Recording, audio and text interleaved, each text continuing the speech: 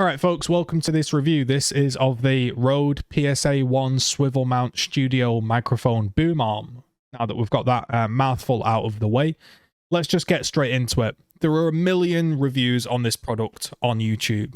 There are a million different boom arms, from the cheap newer boom arm, there's Blue Yeti, there's a ton of them. So why am I recommending this product? Well, on this channel, I just like to get into the review. I got it for £62, and that was expensive for what effectively is something to hold your microphone, as you're seeing right now in shot. So why would you go ahead and spend almost triple the price as compared to, say, one of the cheaper, newer microphone arms? Well, the truth is, those cheaper microphone arms work perfectly. There's nothing wrong with them in the sense that they will go onto your desk and they will hold your microphone like you're seeing right now. The difference with the quality of a Rode PSA 1 is that it gives you that longevity, and it gives you the sort of structural integrity and just lack of noise, and that is why I can recommend it. So I am someone that personally is always moving around my boom arm, whether I'm leaning in, whether I'm just pushing it to one side. I've got a small room, so it needs to be maneuvered.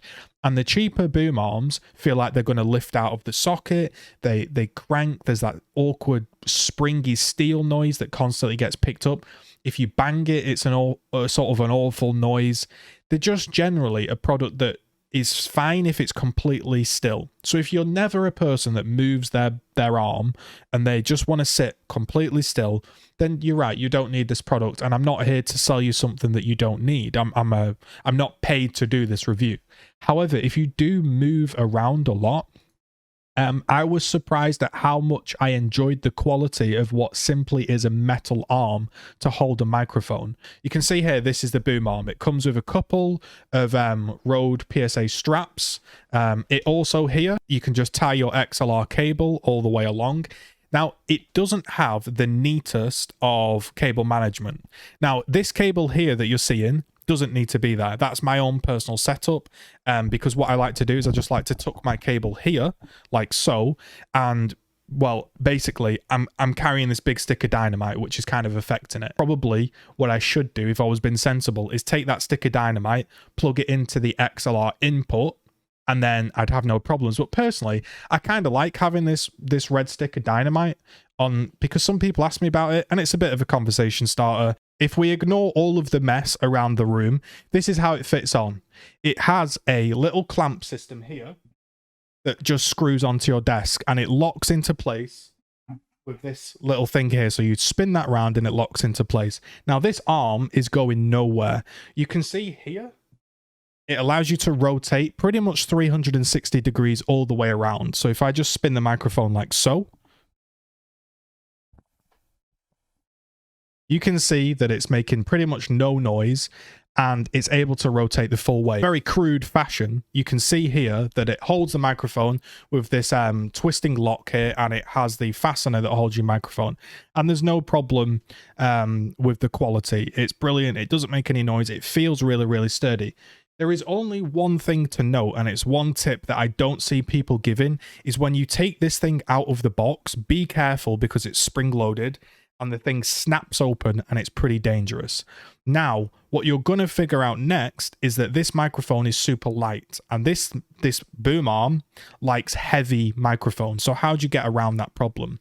Well, we just nip this here, and you can see these two, if you just see these two little fasteners here, these are, you can see here, the sort of tension on the spring. Now, what you want to do is just tighten these. These can be tightened with a tiny screwdriver, a coin, anything that just sort of fits into that gap. And then when you put your lighter microphone onto the boom arm, it won't fly up or down, and it will hold its position. Like, the best thing about this is how good it is at maintaining its position, unlike the cheaper one. So I'll just demonstrate here.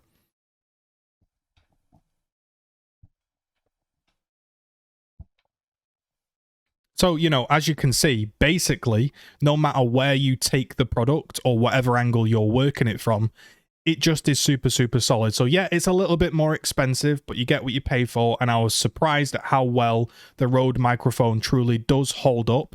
So it's a 10 out of 10 product for me. I see no problem with it. And if you want, it comes with the option to screw it into your desk, like through the wood. And it comes with the fixtures and fittings to do so. So if you want a permanent stand, it also sort of has that option. So thanks for tuning in. Leave a like, leave a comment. Consider visiting the links in the description to help me out. Take it easy, folks.